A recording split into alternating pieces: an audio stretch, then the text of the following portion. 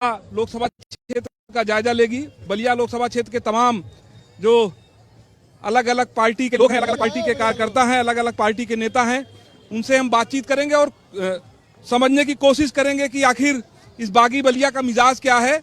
हमारे साथ अंगद मिश्रा जी हैं समाजवादी पार्टी से, संजीव जी हैं भारतीय जनता पार्टी से, सुशांत भरत जी हैं जो आम आदमी पार्टी से हैं। इसके साथ ही साथ तमाम जो समर्थक हैं, आम लोग हैं बलिया के, वो भी यहाँ पर हैं, अपनी बात रखेंगे, अपनी राय रखेंगे। और जो तमाम चुनाव को लेकर, चूंकि जैसा मैंने बताया कि ये आखिरी चरण का चुनाव है, अब वक्त बहुत कम बचा है, तो बलिया के लोगों का क्या कहना है, तमाम महिलाएं भी हमारे साथ हैं, माता बहनें हमारे साथ हैं, इनसे भी हम बातचीत करेंगे। सबसे पहले अंगद जी आपके पास आते हैं। ये तो बागियों की धरती कही जाती है, बगावत का क्षेत्र कहा जाता है, क्या माहौल है बलिया का? बलिया का माहौल, सबसे पहले आपको इस बलिया बागी धरती पे आपका स्वागत करता हूं। हमारे पार्टी के राष्ट्रीय अध्यक्ष श्रीमान अखिलेश यादव जी आज आए थे। मोदी जी भी आए थे? मोदी जी भी आए थे, वो दूसरे जगह आए थे, बलिया में नहीं आए थे। आज जो है पूरा बलिया के लोगों ने प्रमाण दे दिया और सर्टिफिकेट भी दे दिया। लाखों की संख्या में यहाँ पे लोग ने जाकर उनका सुना और लोगों ने उनको बताया कि आप निश्चिंत होकर जाइए, बलिया इस बार सनातन पांडे लाखों वोट से जीतकर संसद भवन में जाने वाले हैं। ठीक है, हमारे साथ भारतीय जनता पार्टी के संजीव जी भी हैं। सनातन पांडे का सर्टिफिकेट तो दे दिया समाजवादी पार्टी ने। नीरज शेखर जी हैं, एक बड़ी विरासत है, राजनीति की बड़ी विरासत है। अब चूंकि चुनाव मैदान में है, लोकसभा का चुनाव है और मतदान भी जल्द होना है, क्या लग रहा है, क्या कुछ होगा? 2014 के चुनाव से लेकर के 2014 में, 2017 में विधानसभा, फिर 2019 में लोकसभा, फिर 2022 में विधानसभा, ये लगातार चुनाव में बलिया ने भारतीय जनता पार्टी के पक्ष में मतदान किया है और प्रदेश और केंद्र में सरकार बनाया है। 2024 के चुनाव में इस बार देखिए मोदी मैजिक होता है और इसमें कहीं भी संदेह नहीं है। और ऊपर से माननीय नीरज शेखर जी यहाँ के प्रत्याशी हैं और चंद्रशेखर जी की विरासत रही है।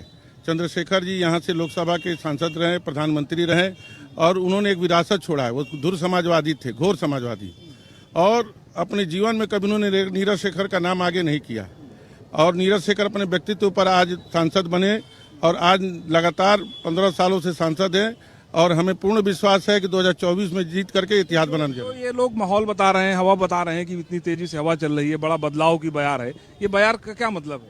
ये बयार का मतलब कुछ नहीं है, ये केवल ढपोर शंख बजा रहे हैं और कोई माने मतलब नहीं है। आप जनमानस के बीच में जाएंगे, ये लोग समाजवादी पार्टी केवल जात की पार्टी है। ये लोग केवल समाजवादी, कोई विचारधारा नहीं है, परिवारवादी पार्टी है, इनके पास कोई विचारधारा नहीं है। जात की पार्टी कैसे? ये तो अंगद मिश्रा जी हैं, ये आपके सामने ही है भाई। समाजवादी पार्टी में अखिलेश यादव के परिवार से लेकर के पूरे उनके जितने भी लोग चले आ रहे हैं, ये लोग केवल परिवार के प्राइवेट लिमिटेड कंपनी चलाते हैं। और आप जानते हैं कि माई, इन लोग का जो गठबंधन है, माई का जो उनका नारा है, इसके अलावा ये लोग केवल जाति समीकरण सेट करते हैं।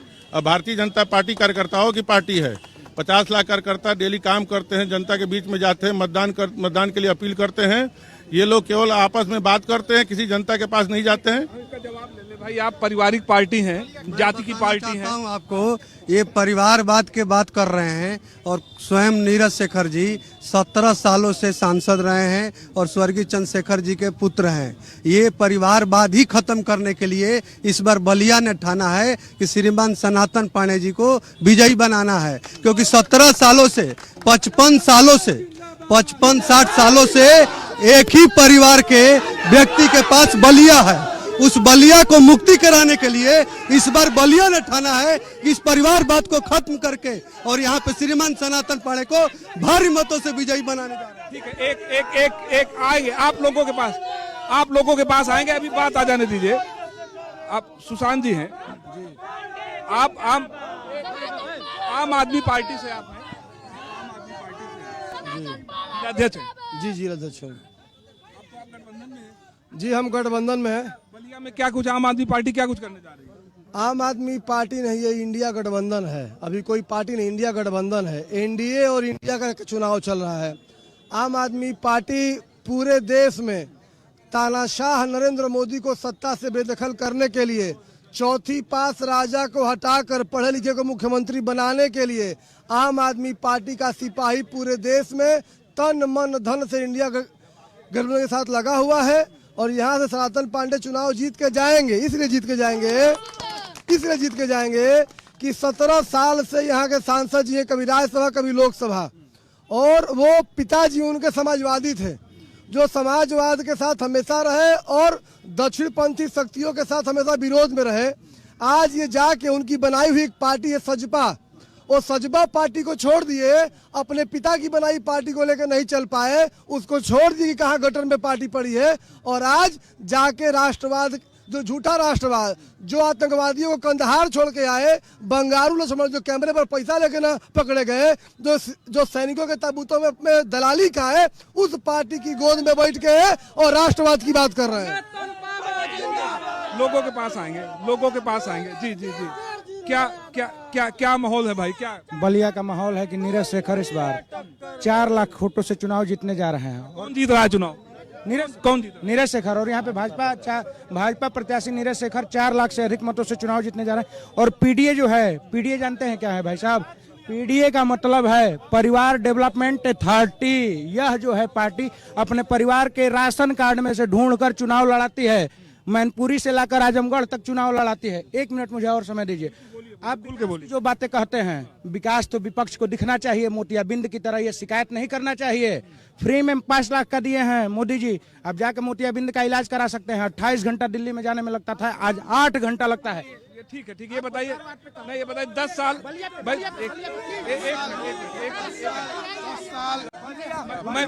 एक मिनट भाई, मैं आप लोगों से पूछा हूँ 10 साल भाई, 10 साल, 1 मिनट, आप समाजवादी पार्टी से कार्यकर्ता हैं? बिल्कुल। अच्छा मेरी बात सुनिए, 10 साल भारतीय जनता पार्टी की सरकार रही है, ऐसा तो नहीं बलिया में कोई विकास नहीं हुआ होगा? कोई विकास नहीं हुआ है, लूट के अलावा यहाँ पे कुछ नहीं हुआ है। ये सब समाजवादियों का विकास है और भारतीय जनता पार्टी ने यहाँ 10 सालों में सिर्फ जिले को लूटा है। इस बार हम लोग समाजवादी पार्टी से सनातन पांडे जी को 1 लाख मतों से विजयी बना के संसद भवन दिल्ली भेजेंगे। ठीक है। अच्छा एक सेकंड, हमारे साथ आप व्यापार प्रकोष्ठ से हैं, एक सेकंड आप लोग शांत रहिए, क्योंकि आप कोई राजनीतिक पार्टी से नहीं होंगे, आप व्यापार मंडल से हैं, तो व्यापारियों के लिए इस सरकार ने क्या कुछ काम किया कि नहीं? देखिए, ये लोग बोलने ही नहीं देंगे, ये सबसे बड़ा बुराई है। हाँ, ऐसा है ना कि व्यापारी वर्ग इस समय पूरी तरह अपने को सुरक्षित महसूस कर रहा है।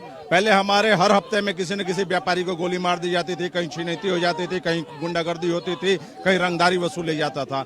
आज हमारा व्यापारी पूरे निश्चिंत होकर के व्यापार कर रहा है।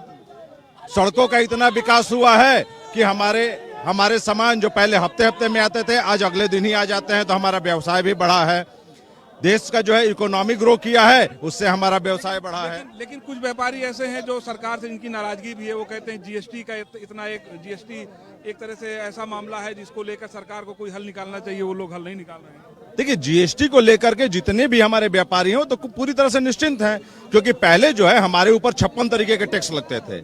आज हमको कम से कम एक टैक्स पर ही तो बहस करना होता है, और पहले जो था 56 तरीके के टैक्स लगाकर संतुष्ट है ना? पूरी तरह से संतुष्ट है। और बलिया में भी विकास की जो बात हो रही है, कफन पर टैक्स लगाने वाले टैक्स की बात करते हैं मान्यवर। बलिया में सदर अस्पताल रेफर सेंटर बना हुआ है, लाखों लोगों का जान चला जा रहा है, इस पर कोई भाजपाई बात करना नहीं आता है। पूछिए। चूंकि 10 साल से विकास की आप बात पूछे हैं, मैं उस पर उत्तर देना चाह रहा हूं। विकास हुआ है, हत्या बढ़ी है, लूट खसोट बढ़ा है, अपहरण बढ़ा है, और जो बेटियों और बहनों के साथ दुष्कर्म का मामला है वो बढ़ा है। यूपी में 2023 में एनसीआरबी की रिपोर्ट के हिसाब से 65,743 महिलाओं के साथ अत्याचार हुआ है। आपके बगल में आप 294, ये क्या बताएंगे? ये व्यापार प्रकोष्ठ का अध्यक्ष बताते हैं अपने को। यहीं पे नंदलाल गुप्ता लाइव आकर आत्महत्या कर लिया, यहीं पे इन्हीं के व्यापारी भाई का, वो भी हथियार का सेलर, और सूदखोरों का नाम लेके लाइव हत्या किया, और वही सूदखोर आज इन्हीं के पार्टी के, इन्हीं के प्रत्याशी के साथ घूम रहा है। यही तो विकास हुआ है। यहाँ पे विकास देखना है तो चले जाइए। महिलाओं की बात आने दीजिए। आप मैं एक महिला हूँ, और जो हमारे सपाई भाई महिला की इज्जत की दुहाई दे रहे हैं, पहले तो ये खुद मायावती का दुपट्टा खींचने वाले हैं, ये आज महिला इज्जत की बात कर रहे हैं।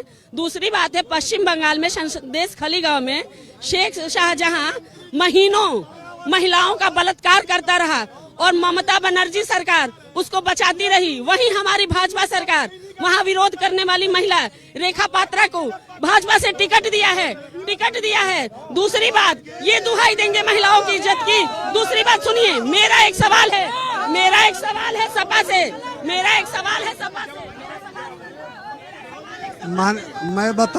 मैं बताना चाहता हूं आपको महिला सुरक्षा पे मैं बताना चाहता हूं। यहीं से बहरिया चलिए, बहरिया के पूर्व विधायक सुरेंद्र सिंह जो भाजपा के हैं, उनके मैरिज हॉल में वेश्यावृत्ति का धंधा चल रहा है और उस पे FIR हुआ। उसका बाप लड़की का रो रहा है। आज तक इस भाजपा के लोगों ने कोई कार्रवाई नहीं किया। ये बहरिया में चले सुरेंद्र सिंह के मैरिज हॉल में। महिला सुरक्षा पे कुछ बोलना चाहता हूँ।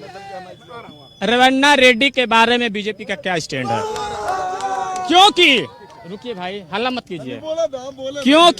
क्योंकि उस व्यक्ति को, क्योंकि मुख्यमंत्री का लड़का है, प्रधानमंत्री का शायद नाती है, रुक जाइए, सब मत दिखाइए, नाती है, उसकी बेल तुरंत 2 दिन में हो जाती है और यहीं पे सूदखोरों के रुका यार, आप अपनी बात रुका चले जाएंगे, रुका नहीं रुकिए। यही एक वैश्य समाज के लड़के का अपहरण कर बुरी तरह से पीटा जाता है और विधानसभा में भी इस मुद्दे को उठाया जाता है। यहीं का नंदलाल गुप्ता आत्महत्या कर लेता है और वही सूदखोर इस बलिया नगर में घूम कर वोट मांगने का काम करते हैं।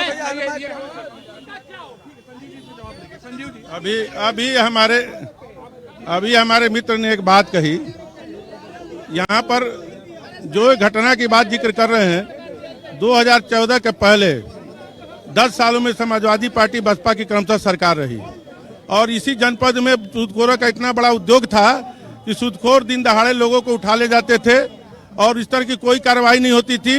प्रधानमंत्री मोदी जब 2014 में देश के प्रधानमंत्री बनते हैं, मुद्रा योजना के माध्यम से वेंडरों को सीधे उनके खाते में 10,000 रुपया पहुंचा करके ये तमाम, और आयुष्मान कार्ड के माध्यम से तो लोगों को बीमारी में ही सबसे ज्यादा सूदखोरों के पास जाना पड़ता था। जब से आयुष्मान कार्ड बना है, आज व्यक्ति को सूदखोरों के पास नहीं जाना पड़ता है। अरे यहाँ बोलो, मुझसे बोलो, क्या दीदी के बारे में बोलो। देखिए, रुको हल्ला नहीं, व्यक्तिगत कहाँ बोल रहे हैं?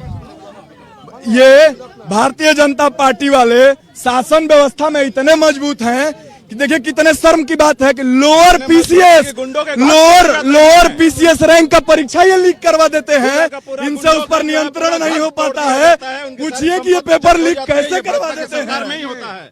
आज तक सरकार ने गुंडों को, पिछली सरकारों ने गुंडों को पाला था, ये सरकार गुंडों को जड़ से उखाड़ दे रही है। दिया जाता है।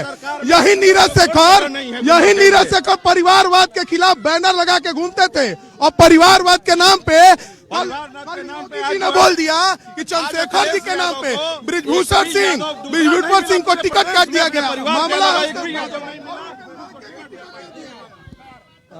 देखिए,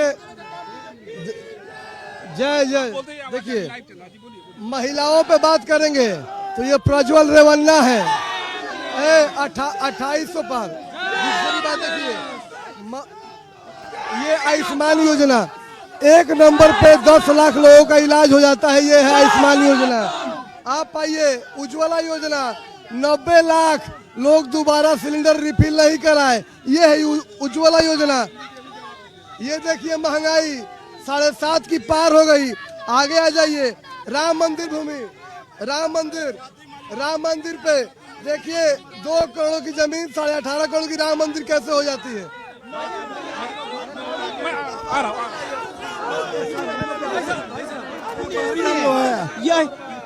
सुनिए, यही मुलायम सिंह यादव है जो कहते थे कि बच्चों से गलती हो जाती है। अब माननीय मुख्यमंत्री जी अखिलेश यादव की पत्नी मंच से कहती है कि भाइयों हमें छेड़ो मत, भैया से कह दूंगी। ये लोग नारी सम्मान की बात कर रहे हैं आज। इसके पहले नारी सम्मान कहा था?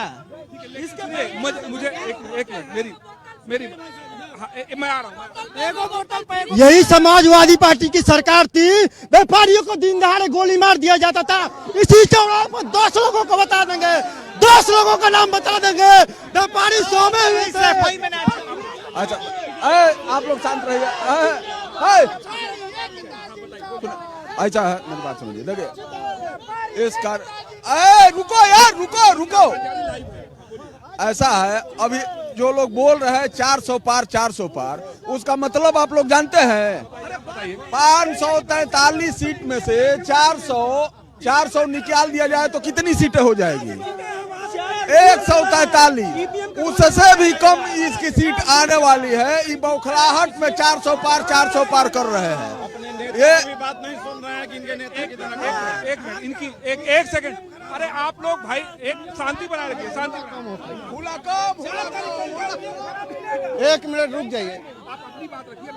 ऐसा है सर कि देखिए, मेरा एक मुद्दा है, इस देश के जो भी नुमाइंदे हैं, जो सरकार चलाने वाले हैं, जो भी सरकार की योजनाएं बनती हैं, उसको इम्प्लीमेंट कौन करता है? तो कर्मचारी। और हमारे देश में ये स्थिति आ गई है कि उन कर्मचारियों का जो पुरानी पेंशन मिलती थी पहले, उसको एनपीएस में बदलकर झुनझुना थमा दिया गया है।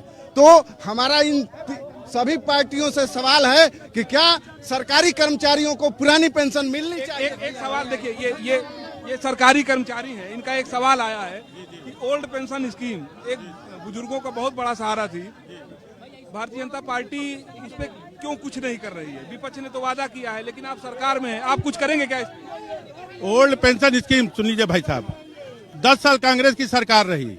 अगर मनमोहन सिंह इनके वित्त मंत्री रहे हैं, बहुत अर्थशास्त्री रहे हैं, 10 साल मनमोहन सिंह प्रधानमंत्री रहे हैं, उन्होंने 10 साल में क्यों नहीं ओल्ड पेंशन स्कीम लागू करा दिया? इसलिए कि आज विकास, देश के विकास जरूरत है। ओल्ड पेंशन स्कीम सुनिए, आप इस बात को कैसे झुला? 10 साल में क्यों नहीं कांग्रेस सरकार ने लागू करा? नहीं, ये आम आदमी है, और ये अगर किसी पिछली सरकार ने नहीं किया तो क्या उनकी गलती को आप सुधारेंगे? सवाल वो पूछ रहे हैं। नहीं, ऐसा है कि ये अर्थशास्त्रियों की एक विचारधारा है। ये केवल ये सरकारी स्कीम की मांग कर रहे हैं, उसकी जगह पर सरकार की दूसरी योजना है। ऐसा नहीं है कि पेंशन नहीं लिया जा रहा है, पेंशन जमा किया जा रहा है। और जहां तक सरकार की योजना है, देश में विकास पहली प्राथमिकता है। और जहां जहां इनकी सरकार ने ओल्ड पेंशन स्कीम के घोषणा किया है, वहां के विकास को आप देख लीजिएगा। ये दे नहीं पाएगी ओल्ड पेंशन स्कीम की कांग्रेस की सरकार। और जहां तक सुनिए, एक विषय पर मैंने बोलना चाहा लेकिन आप हटा दे रहे हैं। नहीं, सुनिए भाई साहब, एक बात विषय सुन लीजिए। नंद गोपाल गुप्ता जो आत्महत्या का केस है, ये 2014 के पहले सपा बसपा की सरकार में हजारों की संख्या में सूदखोर यहाँ पर उद्योग चलाते थे। ये भाजपा की सरकार बनने के बाद सूदखोर इस जनपद से गायब हुए, नहीं पूरे देश से गायब हो गए। और उन सूदखोरों पर गैंगस्टर की कार्रवाई हुई, वो जेल गए, उनके खिलाफ सरकार का। भैया पूरा बलिया सनातनमय हो गया है। अखिलेश जी के साथ जब राहुल जी अपना और एगो भोजपुरी में कहावत कहल जाला कि ये नौआ तोर कितने बार अब समन्वय आई। 4 तारीख के बाद भ्रष्टाचारियों की सरकार, समझ लीजिए, जो भ्रष्टाचारी रहे हैं उनके तरफ समाजवादी, बहुजन समाजवादी पार्टी, ये लोग भ्रष्टाचारी हैं। मोदी जी और राम मंदिर के नाम पर भारतीय जनता पार्टी सरकार बनाने जा रही है।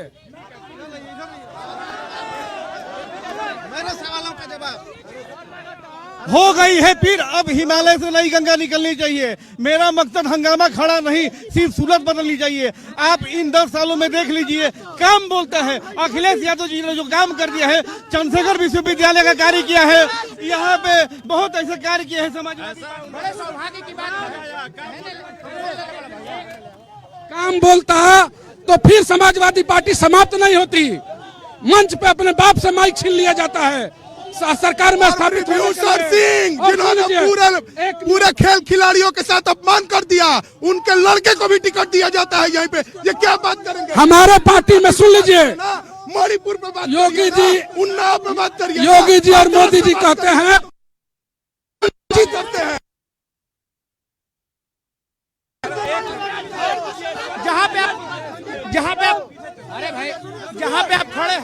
जहाँ पे आप खड़े हैं, यहाँ से 100 मीटर दूरी पे 100 मीटर दूरी पे जाके देखिए कि रेलवे, अरे भैया रुका भाई, जय यहाँ अरे बोल यार।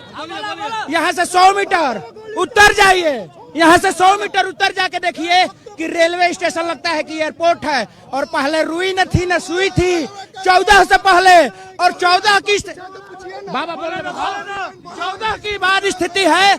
आज हॉस्पिटल में पर डे 5 लाख रुपए का सीटी स्कैन और अल्ट्रासाउंड फ्री में होता है। और विकास की बात, अपराधियों को कंधा देने वाले का हिसाब लिया जाएगा। मणिपुर में बलात्कार का हिसाब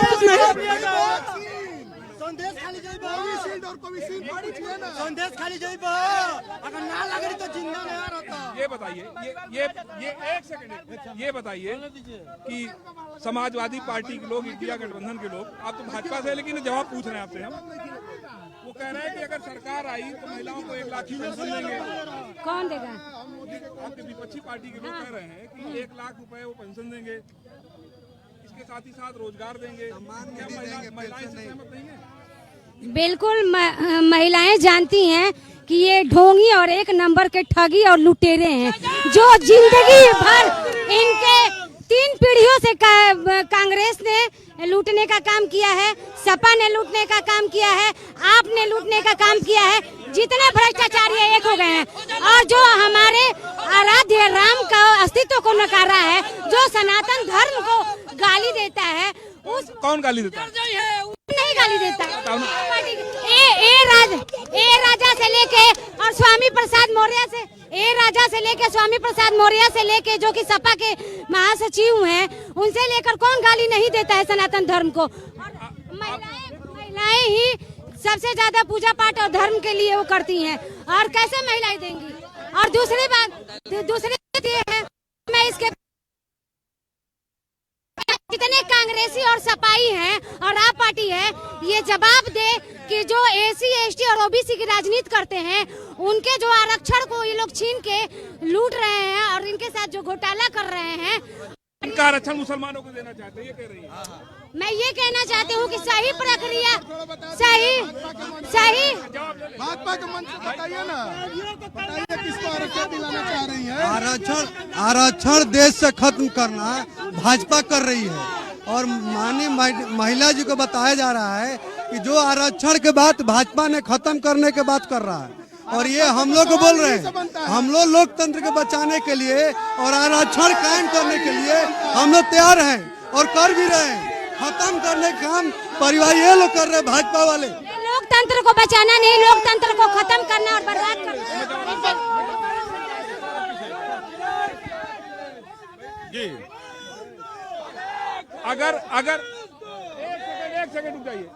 अगर भारतीय जनता पार्टी की सरकार आती है तो लोग कह रहे हैं कि आप आरक्षण खत्म कर देंगे, संविधान खत्म कर देंगे।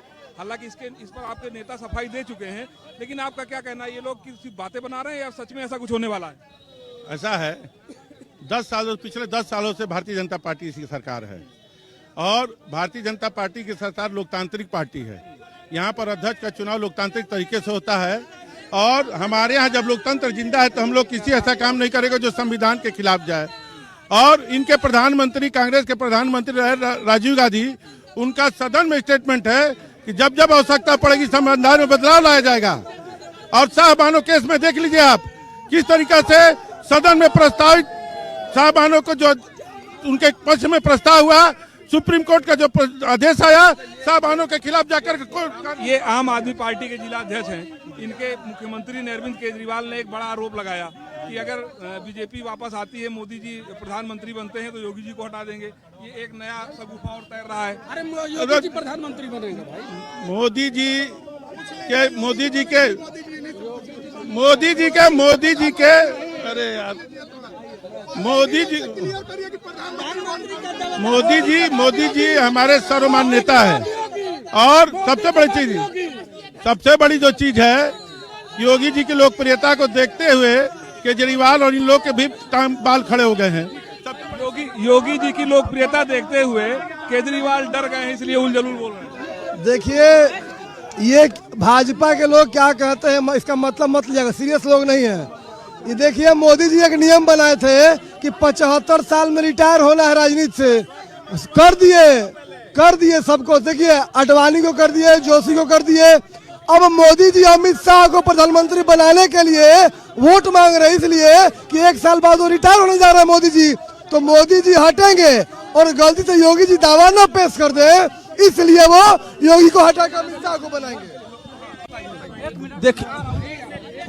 देखिए, भाजपा सरकार छात्र विरोधी सरकार है। छात्र नौजवानों को जब जब नौकरी मांगे लाठी से पीटा जा रहा है। यही बलिया में कितने छात्र नौजवान तो गोली मारा गया, क्या हुआ? सब मारने वाले सब भाजपा ही थे, लेकिन आज तो कुछ नहीं हुआ। बीजेपी तो कहती है कि सबसे ज्यादा कोई रोजगार कुछ नहीं दिया है। हमारे राष्ट्रीय अध्यक्ष अखिलेश यादव जी ने स्वर्गीय नीरज शेखर पिताजी के नाम से यही चंद्रशेखर यूनिवर्सिटी बनवाया है, लेकिन भाजपा ने 10 साल में क्या किया? कॉलेज कितने बनवाए, रोड हॉस्पिटल कितने बनवाए? ये लोग शासन चुनाव भी बंद करे, शासन चुनाव ये लोग भाई रुको देखो कितना बढ़िया बात है। लोग अभी उजागर कर, इन लोगों का एक कोर टीम है एबीवीपी, ठीक। ये लोग देख रहे थे कि बलिया में हर कॉलेज पर चुनाव ये लोग हार रहे हैं, तो जाकर छात्र संघ चुनाव बंद करवा दिए। और इसलिए करवाए, इसलिए कि एक एबीवीपी के कैंडिडेट का प्रचार करने के लिए इनका मिनिस्टर उतरता है, उसके बाद ये हार जाएंगे तो क्या?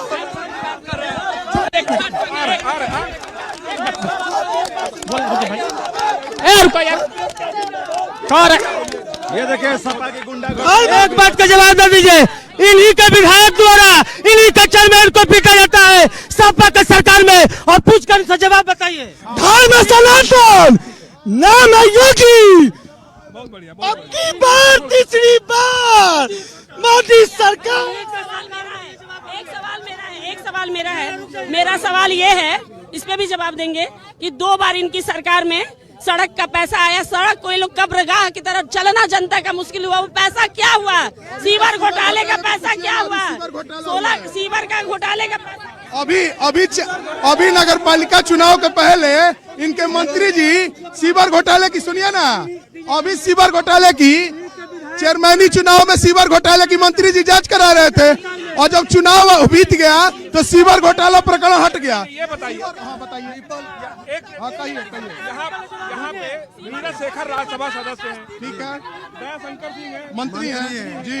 आप कह रहे हो विकास नहीं हुआ, कैसे हुआ? विकास हुआ है। अभी इनका उद्यान में चले जाइए, किसी सीवर लाइन के अभी पानी अभी बाढ़ में पूरा बलिया डूब जाता है, अभी बाढ़ आएगा।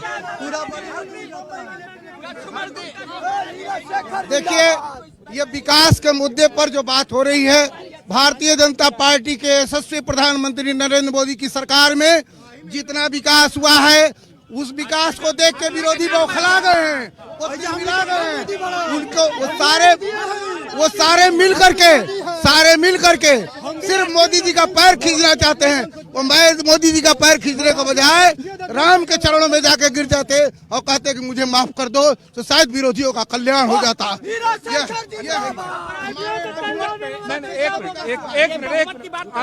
एक मिनट आप चलो ठीक है। अच्छा, ये आप इन लोगों को बता दीजिए कि मोदी जी ने क्या क्या विकास किया है। मोदी जी ने क्या विकास नहीं किया है? मोदी जी ने भूमि, नभ, तल तीनों पर विकास किया है। भाई वो छोड़िए, बलिया का बताइए ना। बलिया में जाकर के स्टेशन देखो, बलिया की रोड देखो, बलिया के चारों तरफ देखो क्या फिनिशिंग है। हॉस्पिटल में जाकर के देखो, सपा के शासन में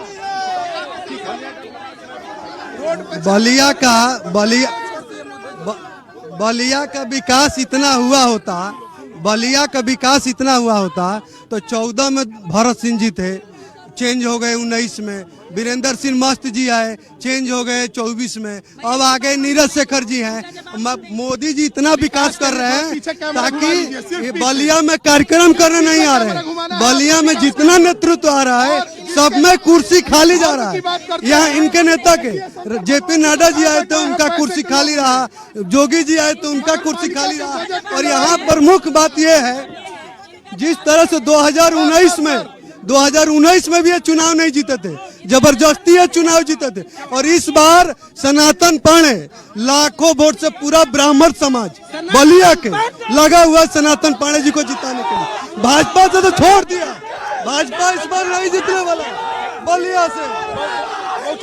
इतना विकास किए होते तो 14 में हारे, 17 में हारे, 19 में हारे, 22 में हारे, 23 में हारे, 24 में जाति के नाम पे नहीं जीतेंगे, हारेंगे सपा हारेंगे।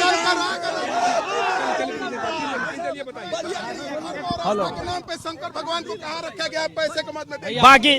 बागी बलिया के धरती है, रउआ से बतावल चाहता रही ऐसा खाली मोदी जी, मोदी मोदी मोदी, सिर्फ मोदी। नहीं देखा था आजाद बलिया में जो विकास हो रहा है अभी समय, कभी भी विकास नहीं होता। बलिया में दोहरीकरण से लेकर इलेक्ट्रिक इंजन से लेकर सम्मान की बात कर रहे हैं, स्वाति मालीवाल को ला करके अपने घर में मुख्यमंत्री।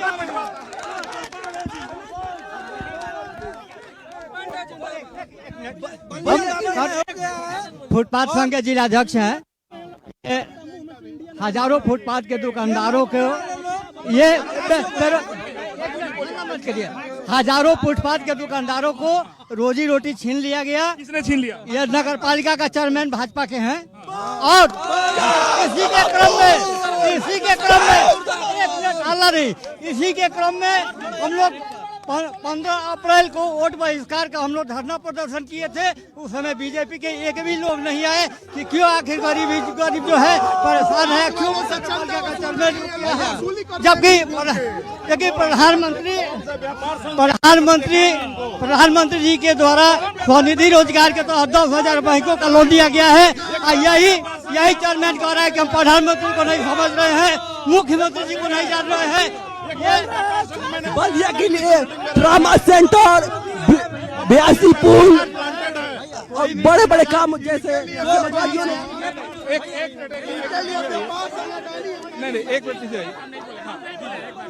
मिनट आखिरी कमेंट।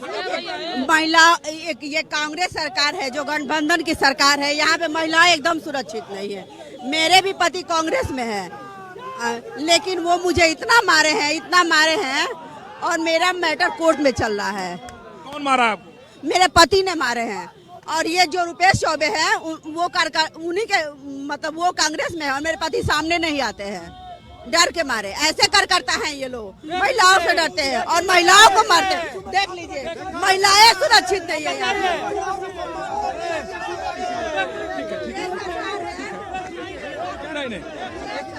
ये आपकी धमा चौकड़ी बहुत ज्यादा है, समय कम है, समय समाप्त हो रहा है। अगली बार किसी और डिबेट में फिर हम आपको मिलते हैं। नमस्कार।